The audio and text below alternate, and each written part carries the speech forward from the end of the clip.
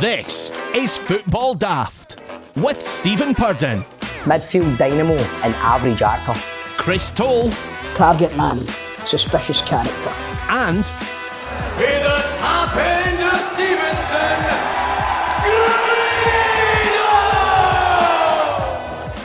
remember, if you've been in a road traffic accident and you're not at fault, G4 Claims can make it easy for you. They can provide you with complete accident management support you require. They'll recover the cost from the at-fault party as well. That's a big one, isn't it? That's a big seller. Your insurance doesn't get touched at all. That's your bonus ball right there. That's your bonus ball. And it keeps your motor ends intact. You know what I mean? Mm-hmm. They'll sort you out with a like-for-like vehicle replacement. So yourself, Stephen, you would get a fancy, big, beautiful Audi, I believe. They'll also organise your vehicle to be repaired at one of their approved body shops and returned to you. But see if your motor's fucked, they'll cover the pre-accident value for your car and they'll write you a big fat cheque for it. And best of all, it will not cost you a penny because, as I mentioned, they charge the at-fault insurance direct. G4 Claims don't cold call, they don't buy data, and once you've processed your claim, your insurance will remain unscathed. That's a huge selling point as well. Best thing is, Nicole and the team over there won't take on your case if they don't think that they can help. So if you've been in a road traffic accident with Scott Crabbe or know someone that has, get on to G4 Claims on 01698 767 172. That's 01698 767 172.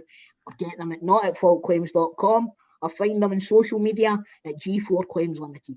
So it's G4 Claims, not at fault claims, made easy.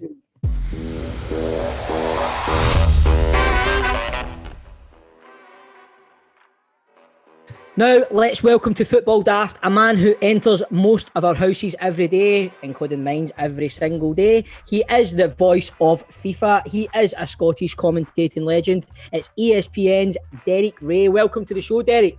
Thank you very much for the invitation. It's great to be on with you. Do you know, I love that you're on Football Daft. Obviously, I mean, I feel quite starstruck, and I can see myself on my laptop. My face is going redder every time I hear your voice because I don't know what it is. And it's great that you've not got your video on, it's just your voice, and I feel like I'm playing FIFA on my laptop or something. Well, if you're playing FIFA as often as a lot of people are, you are no doubt about it sick of my voice. But yeah, we've done it today so that I can see you, but you can't see me because of a video camera fault I've got at my end. So I don't know if that's good or bad. I would say it's probably very good from your point of view. It's crazy just hearing your voice. But you think, Tol, you're a FIFA man as well, Tol, aren't you? Aye man, this is surreal as fuck. It's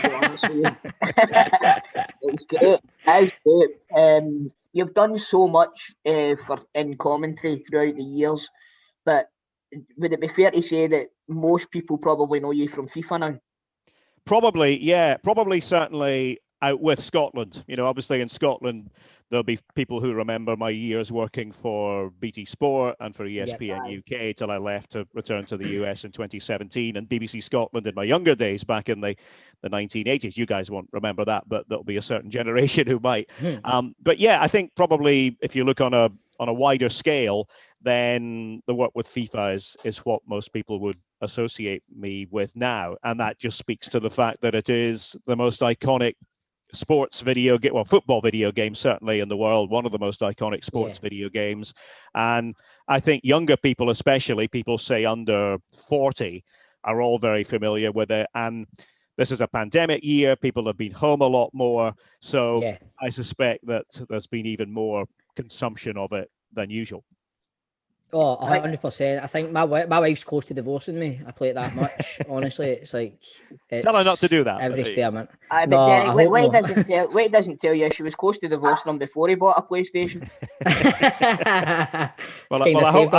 I hope I'm not inadvertently contributing to any problems in the house. No, not at all. Not at all, mate.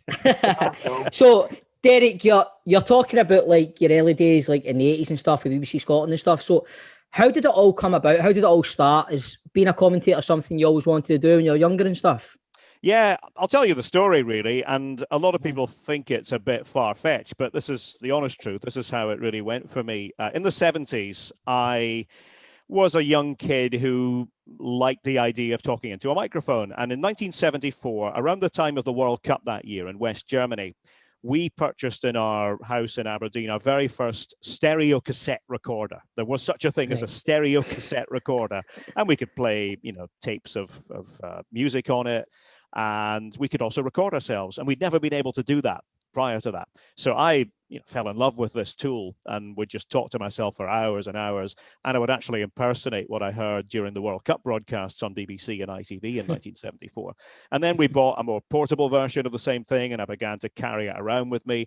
And I would just commentate on games in the park and on the street and at school and wherever I went. And then eventually I went to reserve games at Pittodrie, Aberdeen, my local club. And then to first team games when I was sort of, 11, 12, and my voice hadn't broken or anything. But I just loved it. I loved talking into it and then listening back and trying to be critical of it. And so that's really how it began. And now the main commentator on Radio Scotland back then was a guy called David Francie. Again, before your time, but David Francie was the voice of Scottish football, especially for people not in the west of Scotland or the Central Belt, because we didn't have commercial radio at that time. We only had Radio Scotland. And, David Francie has been impersonated by so many people down the years. He had a very distinctive delivery, and I was transfixed by this. So I wrote to him thinking I would never hear back, but he wrote back to me. I'd sent him one of my tapes, and he gave me this wonderful advice. And we sort of stayed in touch for a number of years. And one of the things he said is, get involved with hospital radio in Aberdeen if you can. So I did. And I began commentating on the games for hospital patients in Aberdeen when I was, a teenager, 15, 16. Did that up until university. We're still doing it first year at university. Sent him another tape. And by this time I was 19. And thinking, well, let's see if I hear back from him this time. Well, I didn't. Instead, he gave it to his bosses at the BBC, and they got in touch and said, could you come down to Glasgow? Let's have a chat. We'd like to get you on the air sometime. To cut a long story short, they did. And it was because David had picked up a knee injury. It was prior to the 86 World Cup. And he couldn't do a game between Kilmarnock and Dumbarton, which was the live commentary match that day. So they said, we'd like you to do it. So I did it and, went home, thought, great, I've had my chance to do it. Who knows where this goes from now on? Well, it turned out that it was sort of an audition for what was to come a few days later, which was England against Scotland at Wembley, because David wasn't going to manage to go to that game either. So that was my second game on the air, England against Scotland. We lost 2-1, sadly. But, from my point of view, obviously, it was a huge game to do second as a professional on the air. And I've pretty much been doing it professionally ever since. But I got my big break at 19, which is remarkable because I don't think that would happen now. And really, it probably wouldn't normally have happened back then. So it was just circumstances, right place, right time. The door was open for me and I was able to walk through it. That is unbelievable. So, your second, big game commentating was Scotland v England? It was. Second game as a professional. Unbelievable. That is unbelievable. How nervous were you when you were doing that then? Because obviously you're saying you were 19 or whatever. That must have been such a big thing to be doing. So much pressure on your shoulders. It's funny, when I think back, I don't actually remember being that nervous. And I think a lot of it comes down to the fact that even though I didn't know this at the time, because I'd been doing all these amateur recordings and hospital radio and other things, for a decade as a youngster. And as a young person, you see this with footballers, you're actually not always nervous the way you are as a much older adult. Sometimes you just sort of take it. Yeah, when you're young, you just think, okay, this is what I'm doing, and you maybe more relaxed. But I had been sort of preparing for it without knowing I'd actually been preparing for it for all those years. And so when I did it, it wasn't as though I'd never commentated before. I just hadn't done it on that big stage. But one of the pieces of advice that David gave and that I still give to young commentators is when you're broadcasting, don't think about talking to millions of people or thousands of people. Just talk to one person. And I still do that today. I always have one person in mind who I'm talking to, who I'm broadcasting to. And, I would say that to any aspiring commentator. Think about that. Don't think about how many are out there. That might make you nervous. Just think about one person. Talk to one person, and that will make it much more conversational and intimate. Who's the one person you think of, Derek? It depends. It varies by game, actually. It really depends upon where I'm going to with the game. So that, when I was in Scotland a lot doing the Premiership, for BT Sport, it was very often my father, who's still with us in Aberdeen in his mid-80s, and I knew that he was watching every game. So I would often think of him. Or, if it were a particular team that, if it were, say, a European game, say Celtic against a team from the Netherlands, I would think of one person who I knew was watching, who was very much into Dutch football. And I would think, okay, I'm pitching it to that person tonight. It would just depend. Yeah. So, and often here in the USA, it's somebody who I know is watching here. Or if we were broadcasting the Champions League to Australia, as we were back in the day, then somebody who I knew. I have a cousin in Australia, so I would often think of broadcasting to him. So again, it would sort of be a movable feast depending on the game. Are you ever, like, when you're commentating on a game, has there ever been a game where you're commentating on where you've just went, I'm busting for a pee? I need to get out of here. Yeah. Is that ever a time? That has happened. I think that's happened to all of us, but not that often because, again, it's one of the strange things. We sort of have our routines around matches, and you, as a commentator, you get used to the fact that often the commentary position is way at the top of the stadium. Now, think of Celtic Park. If you've ever, I don't know if you've ever seen exactly where we go to commentate at Celtic Park, it involves going up to the top of the main stand, and then you sort of ascend several flights of stairs. You go onto the roof. You actually walk along the roof. I've often taken pictures from the top of the roof, looking down on the fans arriving, and then you go down another set of stairs. So it's a long-winded way of saying if you needed to have a little break at halftime, it probably wouldn't be worth it, So I actually tend to take a bucket. No, not that. I tend to just stop my liquid intake around 3 hours before the game, and Totally. And that's it. So that's my solution. So have you got a ritual? Have you got a routine then, Derek, before games? How do you get your notes together and stuff? What do you do there? Yeah, I do have a ritual. So the preparation ritual, I'm actually looking right now at my note sheet for the weekend for Dortmund and Bayern. And what I do is when I get the match assignment, which might be months before, it might be a few weeks before, I just start scribbling. And it's all on one A4 sheet of paper. I do it in a very old-fashioned way. It frightens a lot of people, but it goes back to my early days of learning.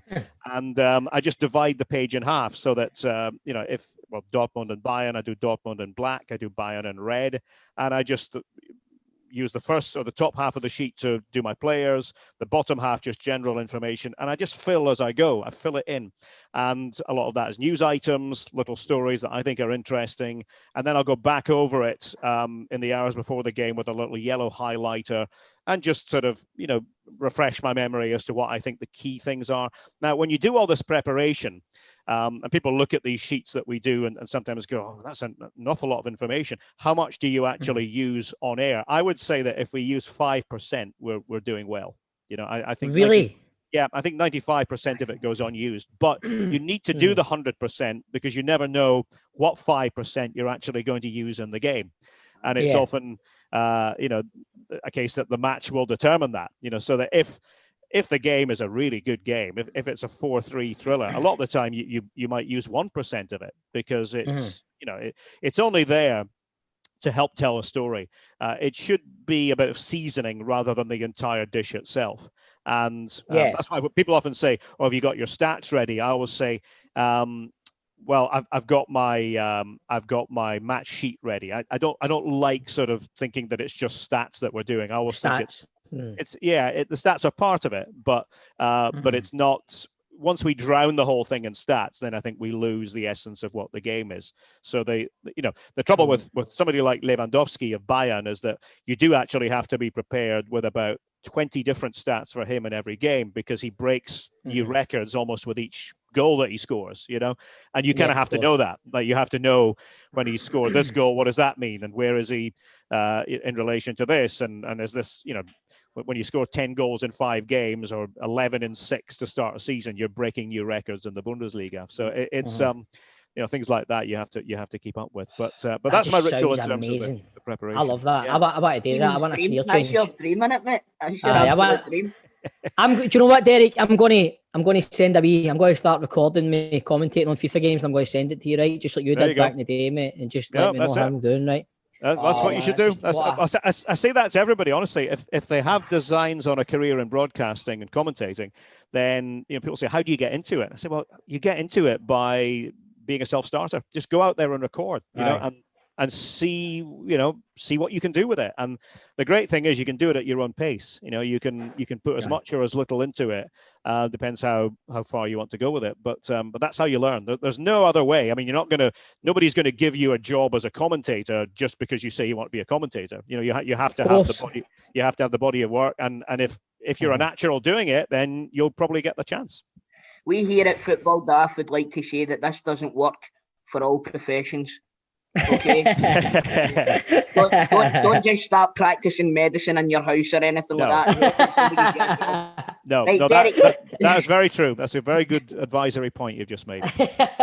Derek, what you were saying there earlier on, I noticed that, for example, if I'm watching the game, I'll call them Union Berlin because that's what I see. You're the master of the pronunciation. Right. Now, I've got a question that I need to ask you. Yep. There's a Celtic player that's been here for 7 years. Yeah. Right. And I'm not 100% on how to pronounce his surname. Right. And that man is Tom Rogic or Rogic. Yeah. Right. So what is the actual pronunciation of his name? The actual pronunciation of his name, as he says his own name, is Tom Rogic. Right. Okay. That'll do for me. And that's one that came up a lot. That's one came up a lot when I was working in Scotland because he joined Celtic when I was still working there. And part of the problem is that managers are often lazy about this as well. The number of times I've heard managers, and I don't necessarily want to out them, but the two managers that he worked under at Celtic were both guilty at different times of saying his name wrongly. And listen, I know that being a football manager is not being a football commentator. Your job is tactics and putting the team together. But I've always just proceeded along the lines that it's basic respect. It's respect to get names right. I mean, if you guys were working in another country, imagine this, you were working in another country and speaking a different language, and every day your name were being said wrongly. You probably get a bit tired of that after a while, especially as, it's not that hard to say Rogic, but for some reason, I would say it's a problem most of all in the UK. It's a problem in the Anglosphere generally, that because English has become the world language, there's a sort of a laziness in terms of getting it right. But I will say that, if we were written journalists, we would not misspell names. That would be lazy. Mm-hmm. Not the same on the broadcasting front. We should try to get it right. Not every name is easy, but we should try to get it right. What's your favourite name that you've had to pronounce? I should say. Well, the one that I always hear about, of course, is one that that I did way before he moved to Manchester United, and that is the Portuguese rising superstar. And as I say, I did his name long before he moved to England. And in Portuguese, the way he says his own name is Bruno Fernandes. Bruno Fernandes. But he moves to Manchester United, you see, and everybody wants to, that's just really what I'm talking about. People want to anglicize names, and suddenly he becomes Bruno Fernandes, which is actually not how he says his own name. And there are multiple clips you can find out there of him saying his own name, including one for BT Sport that he did quite recently. And that frustrates me a little bit because, as I say... Can you say it again, Derek? Can you say his name again? Bruno Fernandes. Fernandes. So it's like a little soft SH on the end. It's actually quite easy. Fernandes. Go on, say it. But for a broad Glaswegian like myself, I've no chance. I'll stick to Fernandes, Derek. No. I believe in Bruno Fernandes. Right, say it again. Oh, that's it, dead on. You said it perfectly.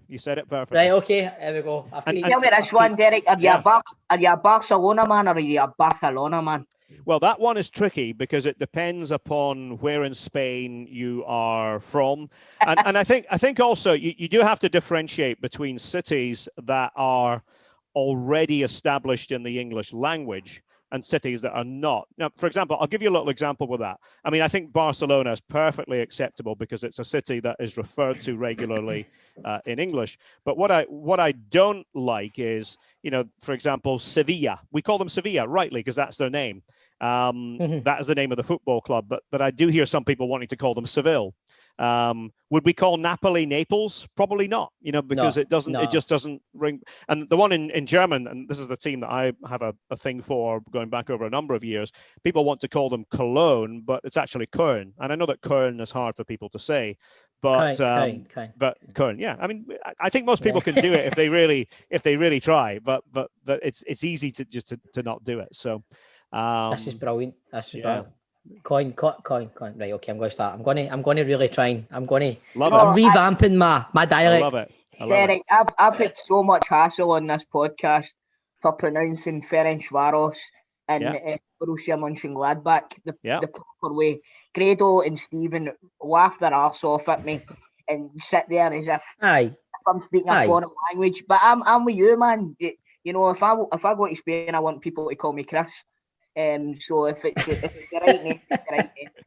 I think it's just, I mean, it's close to my heart because I studied languages. And as I say, I do, the one thing that I'll tell you a story about this too. There's a guy who was playing for Dundee United when I was working for BT Sport. And he had a stint with Hibs as well, and Falkirk before that. And a striker, French Moroccan, but had been in England with Brentford as well. And I remember when he when he came back to Scotland to play for Dundee United, this player I'd heard him on various radio channels, called Farid El Alagoui. Farid El Alagoui. And I knew intuitively, I knew it was wrong because French Moroccan, I'm thinking, I don't think it's that. So this is what I did with every player. This is why I can tell you about Rogic, because I've spoken to him personally about it. I would go up to every player before the game and introduce myself. And I was lucky because I had access to do that as a BT commentator. And I would just say, my name is Derek Ray. I'm doing the game tonight for BT Sport. Can you just tell me how you pronounce your own name? Not how your agent wants you to pronounce your name, not how the club thinks you pronounce your name. Just tell me. And so he said to me, Farid El Alaghi. El Alaghi, not El Alagoui, El Alaghi. Right. So I said, well, I'm going to use that on the air tonight. And he said, thank you so much. He said, I've heard it mispronounced by just about everybody. And then when I saw him again a few weeks later, he said, thank you for doing that. He goes, my family watched the game and it was so nice for them to be able to hear that. And so that's my goal on FIFA is, I will take the heat from, a young kid in Liverpool who says, you're not saying Bruno's name the way, or, Manchester, you're not saying Bruno's name the way that we're used to hearing it. Saying, well, that's fine. I'm saying it the way he says it. And it's far more important for me it's far more important for me to show respect to him and his family and his heritage than it is to somebody who, really doesn't know languages and is just saying that because they've heard other people say it. Yeah. Some wee scally in a council estate in Manchester telling you how to pronounce Fernandes. Well, if you were to look at my Twitter box, you would see these sort of conversations daily. I don't engage every time, but once in a while I do with somebody who, and I usually say, oh, do you speak languages? Or do you speak fluent Portuguese? No. Okay, well, here's Bruno. Here's Bruno saying his own name. Have a good day.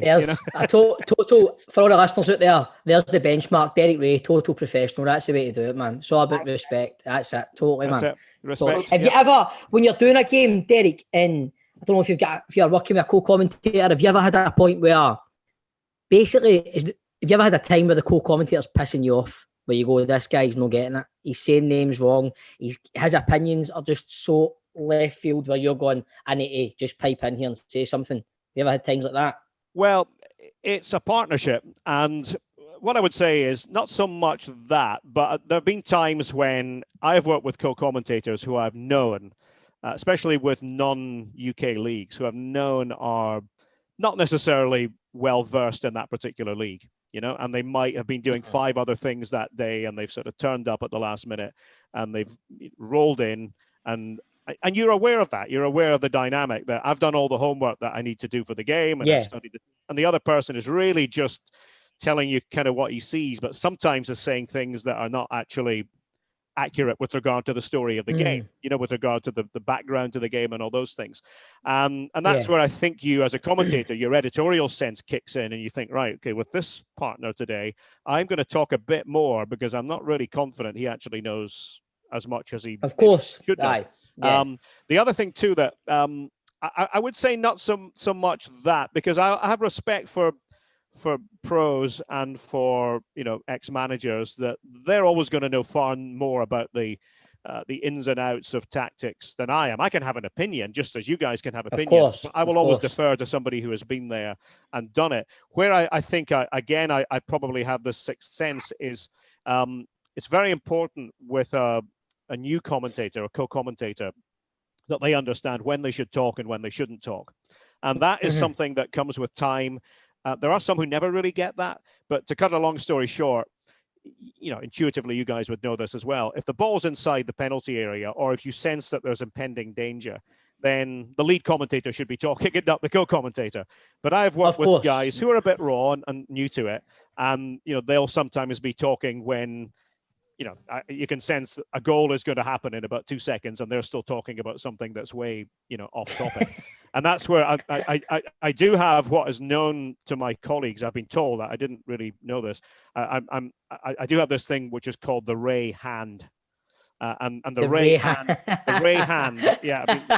The Ray hand was working a lot today. And the Ray hand basically is that person is talking, and I know you can't see me as we're doing this, but the Ray hand is up and almost very close to the co-commentator's face, and it's basically the hand outstretched to say, "Be quiet, be quiet, shut get out." Up. In no uncertain terms, just shut up. And I have actually told most co-commentators, I will give you this hand if I think that you're. And I try to use it sparingly because, and mostly with people who know me and know my working relationship, know how I go about my business, but. It's teamwork. It's very like commentator and co-commentator. It's very like two centre halves playing together and understanding the timing of it and the rhythm of it and who should be coming in when. Replays are all co-commentator, unless we're going to the seventh replay and the co-commentator's got nothing more to say. But once you have real action, you don't want the co-commentator waffling on about something that's irrelevant to what's actually happening at that time. So, Derek, let's get to it. FIFA, how did it all come about? How did you get involved with it? It came about not long after I had left my work in Scotland with BT Sport. I was back here in the USA, and out of nowhere, I got an email from a third party with connections to a video game company. It wasn't any more specific than that. It was all sort of cloaked in a bit of mystery to begin with.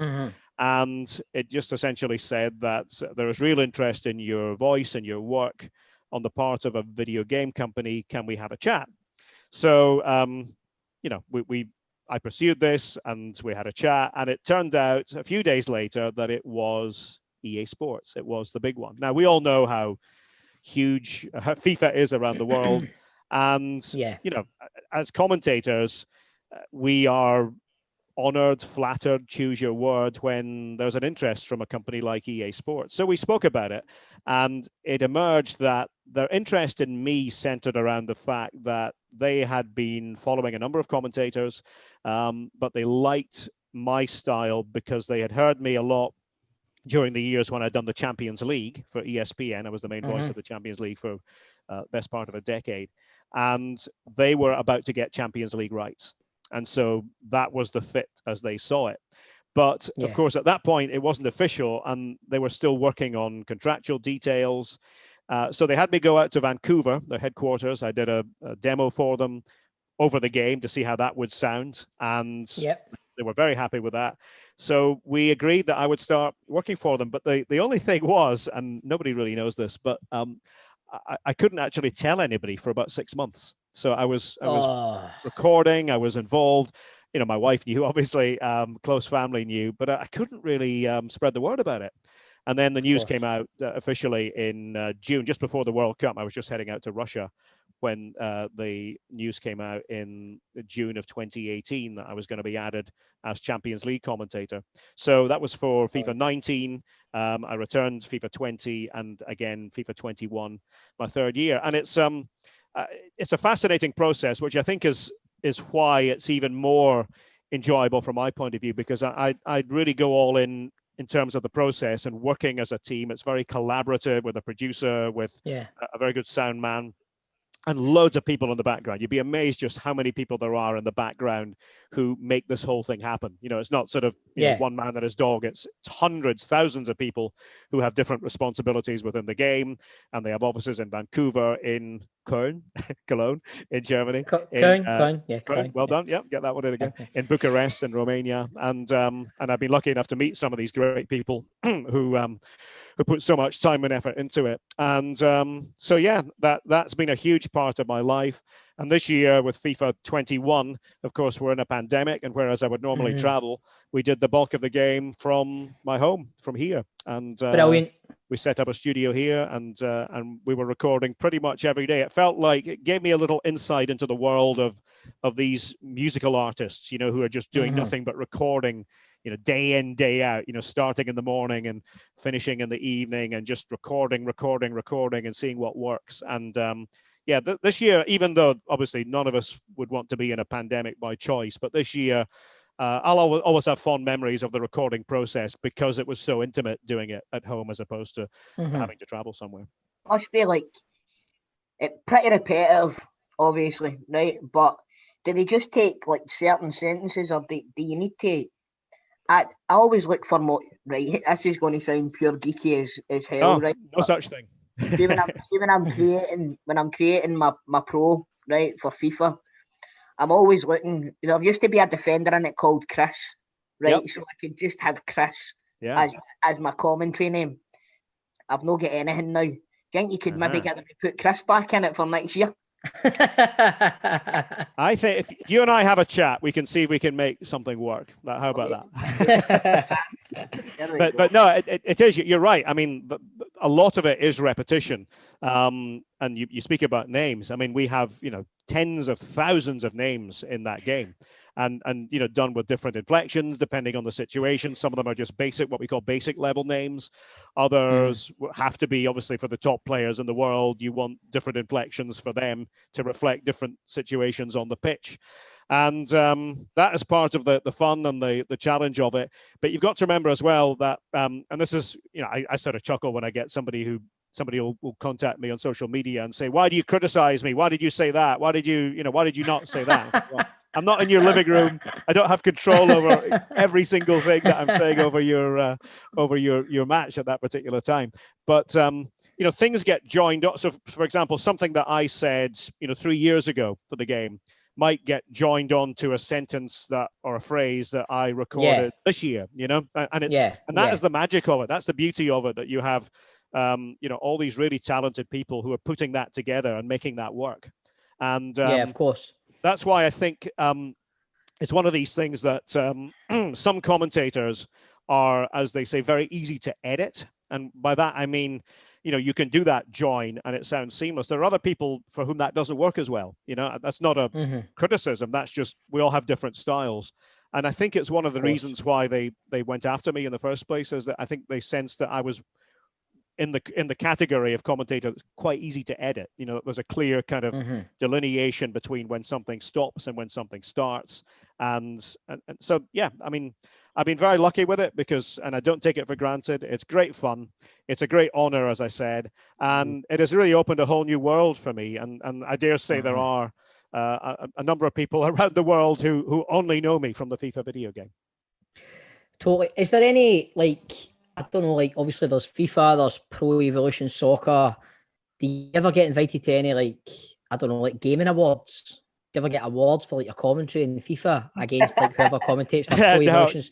No, I don't know if there's such a thing. I mean, I have been invited to the launches a couple of times, but they're usually in London, and of course I'm on the other side of the Atlantic, so I've not been able to make it to them. But no, I'm not sure if I'm in line for any awards on that front. Tell me this, did you have to? Sorry. You said previously that a few players have chinned you for not saying certain things and what have you. It's a huge thing for the players, FIFA, isn't it? Every player that's in it gets their own special card. They get their own perfect player and stuff like that. And a lot of players play it competitively against each other. Do you think, like, being the voice of that, obviously you've been the voice of football in Scotland for a long time, and obviously you've done your German work and what have you in football all across Europe. Do you think that these players now are more preoccupied with certain things like FIFA and stuff like that. I mean, you can't imagine, like you mentioned John Gregg earlier. Could you imagine FIFA was out back in the day? You wouldn't have had John Gregg and all that being delighted that they've got 95 for pace.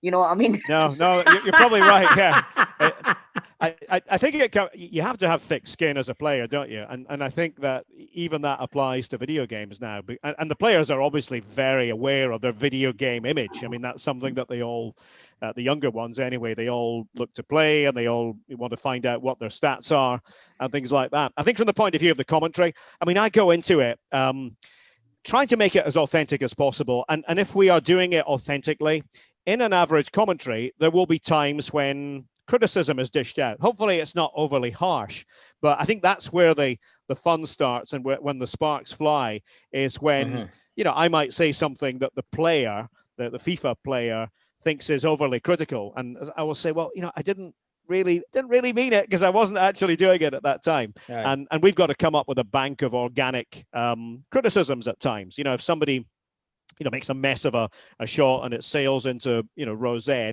I've got to creatively come up with, you know, 15 or 16 different ways of saying that. And, you know, probably the player himself doesn't appreciate hearing or herself hearing that. But, you know, listen, it's meant to be entertainment. You know, it is meant to be entertainment, giving as much as possible an authentic experience. And yeah, listen, I take that as part of the job, that there will be people who like to criticize. It's all fun. I had a bit of a bad night on Seasons the other night, and you and Lee Dixon were quite harsh on me, to be fair, though, Derek. I'm sorry, Stephen. I'll apologise from the bottom of my heart to you. I'm so sorry.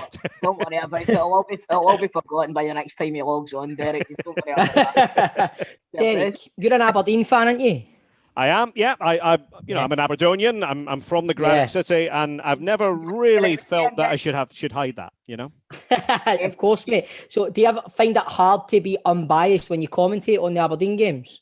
Not really, because I think most commentators will tell you, and maybe this is true of referees and probably of players as well who supported a particular club growing up. When that red light goes on, when the match starts, everything changes as a commentator. I can watch an Aberdeen game as a fan, you know, from my home here in Massachusetts, and watch it in a very different way in comparison with if I am behind the microphone. And something happens once you're in broadcast mode. The team, you know, that you might support, the team suddenly becomes your production team, because you want the production to be really good. That's what you want to stand out. You want your homework and your research and hopefully your oratory as a commentator to be the thing that is important. And you sort of lose sight of who you grew up supporting. What I would probably say is that if anything, you maybe go the other way a little bit, or you force yourself to go the other way, because you don't want people to think that you're coming at it from a biased perspective. And I would often hear from Aberdeen fans saying, "Oh, you were a bit hard on us today," or "I would never have had a clue that you were an Aberdeen fan." You know, the way you commentated on that game. I said, "Well, you shouldn't, because when I'm commentating, I'm trying to be impartial."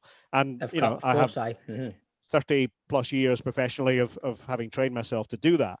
And I think it's the same with referees, and I think it's the same with players. You know, if a player in the west of Scotland grew up supporting, let's say, Rangers, and he lands at St Mirren, when he's playing for St Mirren, he's pulled on that St Mirren shirt. It doesn't matter who he supported when he was a young kid. He's going to want to do his best on the pitch. He's not going to say, "Oh, I'll just pass the ball to Rangers today and make it easy for them because I grew up supporting them." No, he's got a career to think about for himself. And it's the same for commentators. Definitely, man. Definitely, Derek. Well, Derek, it's honest. I could talk to you all day about, and I want to get a job commentating with you on FIFA at one point. I will be in touch. But before we let you go, every guest we have on, we always put our guest football knowledge to the test with a 90-second football daft quiz. Are you up for it? Sure, go ahead. Let's see how we do. So on the leaderboard, we've got John Sutton and Chick Young, our joint top with 15. We've got Mark Wilson and Keith Lasley tucked in behind with 14. While the good doctor Kenny Dukin and Kevin Harper are just behind in third place with 13.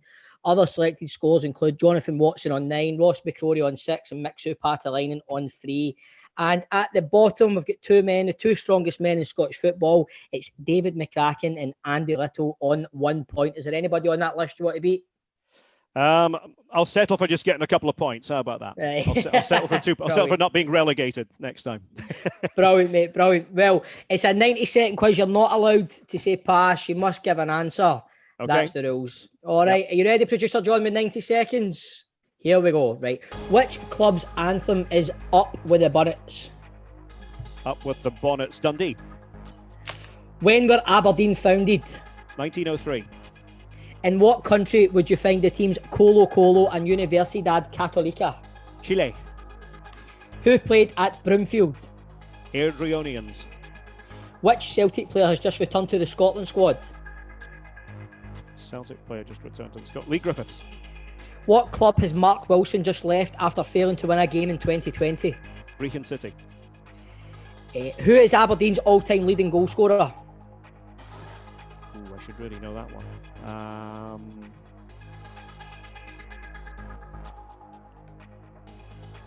You're on the clock here, Derek. Yeah, Joe Harper.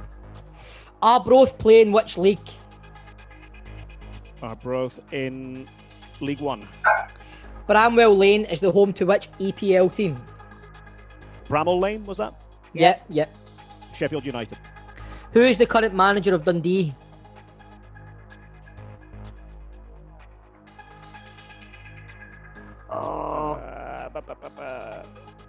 James McPake. Which Bundesliga team are also known as Die Rotten? Bayern Munich. How much did Aberdeen pay for Paul Bernard? Ooh, 2 million. Time. Oh, there was a lot of good answers there. Yes. Did you like my pronunciation of Colo Colo and Universidad Católica? Very good. Very good. Not as much as I enjoyed Derek's pronunciation of Chile. Do I get an extra point for that? Producer John, you get the scores? I do. I thought we were going to have a new leader. Derek started off absolutely out of the box, absolutely fine, but it was Aberdeen. When he got to Aberdeen's all-time leading scorer, that's when it started to go a wee bit slower. That's because it took him a wee while to look that up on Google because he's not. No, it's funny because I was thinking it was pre-Joe Harper, but then I thought I don't want to. Yeah, you got it right. You got it right. Joe, was it? Joe Harper's a correct answer. Yeah, it was Joe. You actually only got 2 questions wrong, Derek. The question you got are both playing the championship now. Okay. Yep. And it was one. Aberdeen's record signed actually. Paul Bernard for what? It was 1 million. That you 1 got. million. Yeah. However, you've done yourself proud. You got 10. Wow. It's okay. Well I'll accept. done. As I said, That's just great, not to Derek. be relegated is an achievement. Don't Yeah, worry, that there's is no 10, relegations 10, here. This is like the MLS. Derek, it's been an absolute honour speaking to you, mate. Thanks for giving up your time. We really, really appreciate it. No, listen, guys. Thank you for having me on. Be safe. Be well. Be nice to everybody, as I know you are. You too. Hopefully, And, hear you in FIFA 2022. Hopefully, hear you next FIFA as well, mate. Right. All the best. Sounds great. All the best, guys. Audio Frontier.